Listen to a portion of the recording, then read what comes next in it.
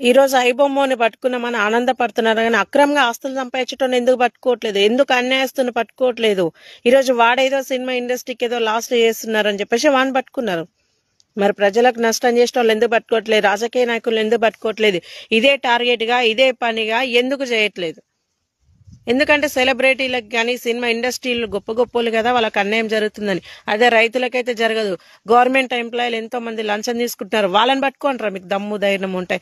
ఐబొమ్మని పట్టుకున్నారు, వాడు ఎక్కడున్నా వాడిని ఎంక్వైరీ చేసి మనం పట్టుకున్నారు. మరి ప్రజల్లో ఉండి ప్రజల సొమ్ము రాబందుల్లో పీడ్చుక తింటున్నారు, వీనెందుకు పట్టుకోవట్లేదురా? ఈ రోజు ప్రజల్ని ఎంతగానో పీడించుక తింటున్నారు. వాళ్ళని పట్టుకుని ఇక చేత కాదు, ఎందుకంటే వాళ్ళ మీద రాజకీయ నాయకుల హస్తం ఉంటది కాబట్టి వాళ్ళని ప్రశ్నించరు, వాళ్ళని పట్టుకోలేరు. సిగ్గు శరం కొంచెమైనా ఉండాలి.